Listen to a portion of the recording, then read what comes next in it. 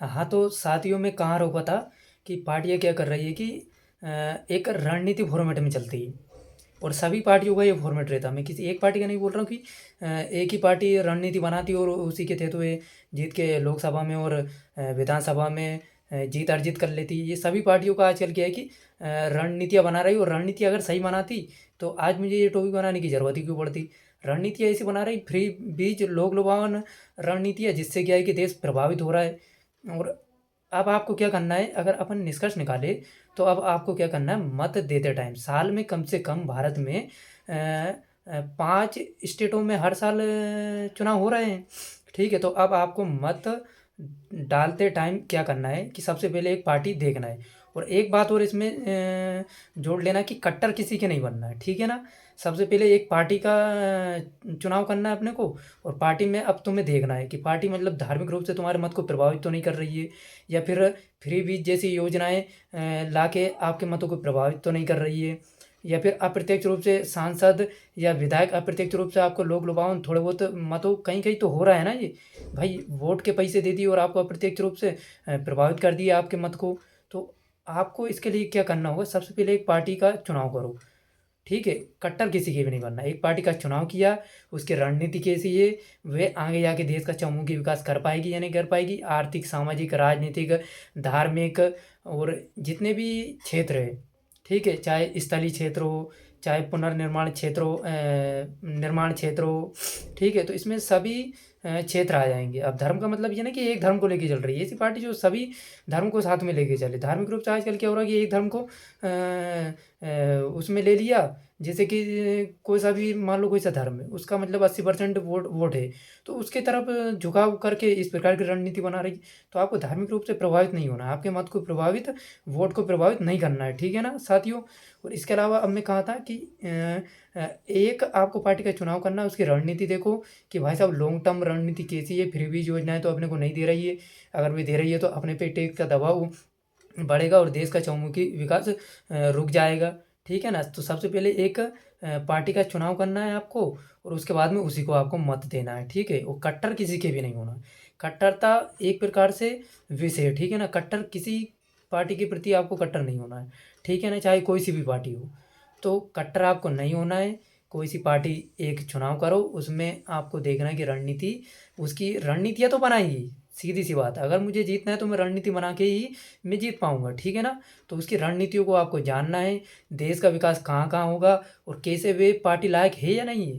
भाई क्या हो रहा है कि आजकल पार्टियाँ बड़े बड़े वादे करके एक प्रकार से मतलब जो आम जनता है, आपने देखा होगा ना कि आम जनता आजकल क्या है कि बेरोजगारी दर बढ़ गया है। ठीक है, महंगाई बढ़ रही है, ठीक है ना, महंगाई बढ़ रही है। तो मुझे ये समझ में नहीं आता है कि जब आपका देश पाँचवीं अर्थव्यवस्था बन गया विश्व की, ठीक है ना, आपका देश पाँचवीं अर्थव्यवस्था बन गया, लेकिन देश का जो आम नागरिक है ना तो उसके पास रोजगार है, ठीक है, और इसके अलावा महंगाई ज़्यादा बढ़ गई है। ठीक है, महंगाई बढ़ने के अलावा रोजगार नहीं है और इसके अलावा टैक्स ज़्यादा खींचा जा रहा है। अब इसकी एक आप माइंड से सोचना कि देश अर्थव्यवस्था कैसे बढ़ी। भाई टैक्स आपसे ज़्यादा लिया जा रहा है तो देश की इकोनॉमी बढ़ रही है। अब मैं ये नहीं कह रहा हूँ कि आपसे टैक्स नहीं लिया जाए और इसके अलावा मैं इसका विरोध नहीं हूँ कि भारत भाई पाँचवीं इकोनॉमी बन गया है तो बुरी बात है, अच्छी बात है। लेकिन भाई साहब कुल मिला के बात ये है कि आप पाँचवीं इकोनॉमी बन रहे हो, ठीक है ना, विश्व की, लेकिन आम नागरिक खुश है या नहीं है।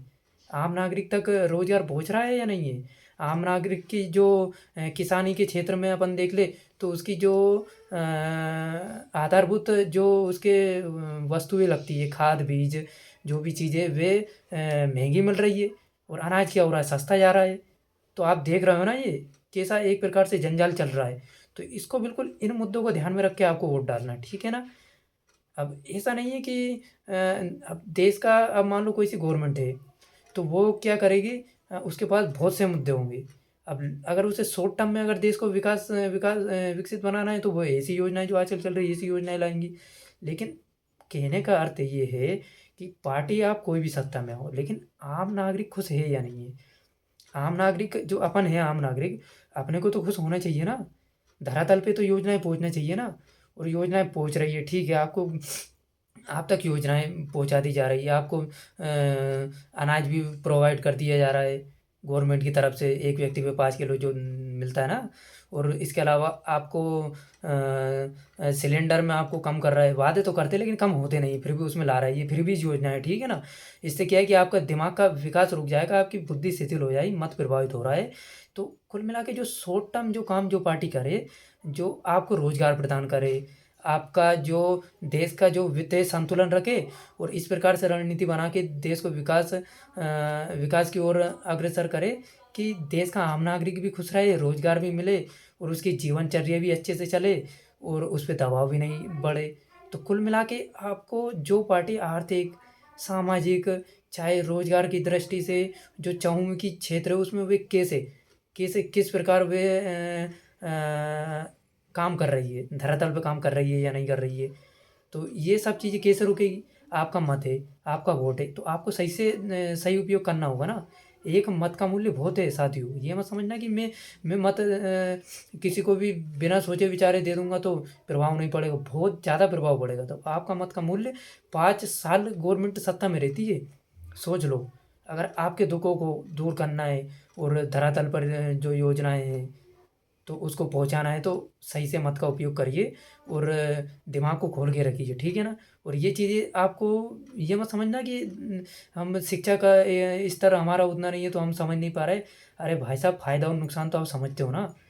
भाई, फ़ायदा और नुकसान तो समझते हो ना? कि कोई सी पार्टी एनालाइज़ तो आप में क्षमता है ना, हर व्यक्ति में एनालाइज़ पावर है। आप एनालाइज़ तो कर पाते हो ना धरातल पे। सबसे बड़ी दुर्भाग्य तो ये है कि आप सब समझते हुए भी आप वोट का गलत उपयोग करते हो, और फिर आपको ही दिक्कत होती है लॉन्ग टर्म में। बहुत ज़्यादा दिक्कतें बढ़ रही है ना। तो एनालिसिस करो, ठीक है ना। जितनी भी पार्टियाँ हैं, मुख्य पार्टियाँ, उनका एनालिसिस करो, ठीक है ना। उसके बाद में अपना मत और वोट डालो, ठीक है। तो इस टॉपिक में इतना ही रखते हैं, और इसमें एक और ऐड कर लेना, ठीक है ना। एजुकेशन, अगर आप शिक्षित है, एनालिसिस पावर तो ईश्वर ने, प्रकृति ने, जो भी है उसने आपको दी है। लेकिन क्या है कि सब चीज़ें आप जानते हो, लेकिन क्या है कि अगर आपके बच्चे शिक्षित नहीं होंगे, एजुकेटेबल नहीं होंगे, एजुकेशन में सही से एजुकेशन नहीं लेंगे, तो एक प्रकार से अप्रत्यक्ष रूप से आप सही चुनाव नहीं कर पाओगे, ठीक है ना। तो कुल मिला के आपके जो बच्चे हैं उनको शिक्षित करो, पढ़ाओ। शिक्षा का अर्थ यही नहीं है कि आपको नौकरी लगाना है, भाई साहब समझदार बनो, समझ विकसित होएगी। तो जो जैसे मुद्दे आज मैंने टॉपिक उठाया, मत देने की समझदारी बढ़ेगी। तो इस प्रकार से इसका निष्कर्ष ये निकलता है कि अपने बच्चों को एजुकेशन अच्छी दिलाओ, ठीक है ना। उनको रोको मत, ठीक है ना। शॉर्ट टर्म में तुम उनको काम पे लगा दे रहे हो, और शॉर्ट टर्म में तो तुम्हें फ़ायदा मिल रहा है, देश को बहुत नुकसान पहुंच रहा है, ठीक है ना। तो बच्चों को एजुकेशन दिलाओ अच्छी, ताकि वे अपने मत का सही उपयोग कर सके, वोट का सही उपयोग कर सके।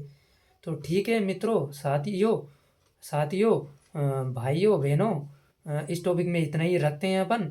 और अगर मेरी वीडियो और अगर मेरी सेवा आपको अगर अच्छी लग रही हो ना, तो वीडियो को लाइक कर देना, कमेंट कर देना, और चैनल को सब्सक्राइब कर लेना चैनल को, ठीक है ना।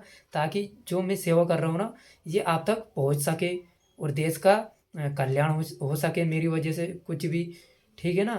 तो अच्छा कल्याण हो देश का, अगर मान लो कि मेरी वीडियो सही से चलेगी, मेरा चैनल सही से ग्रोथ करेगा, तो मैं अच्छे अच्छे टॉपिकों पर वीडियो बनाऊंगा, देश की सेवा होएगी। तो इस प्रकार से इस लिहाज से आपको चैनल को सब्सक्राइब कर लेना है, और लाइक कर देना है, और शेयर कर देना है। वीडियो अच्छी लगे तो अपने मित्रगण साथियों को मेरी वीडियो पहुंचा सकते हो, ताकि वे भी कुछ सीख सके। और जिस टॉपिक पर आपको वीडियो चाहिए ना, वो टॉपिक आप कमेंट में लिख के मेरे पास भेज देना, ठीक है। मैं हर कमेंट को पढ़ता हूँ, कमेंट पे टाइप करिए, और जिस टॉपिक पर अगला वीडियो चाहिए, वे आप कमेंट बॉक्स में डाल के मेरे पास भेज देना, ठीक है साथियों। और जो टॉपिक मुझे उचित लगेगा, जो जिसमें सबका कल्याण हो, उस टॉपिक पे मैं वीडियो बना दूंगा नया, ठीक है। तो साथियों, वीडियो लंबा हो रहा है, धन्यवाद।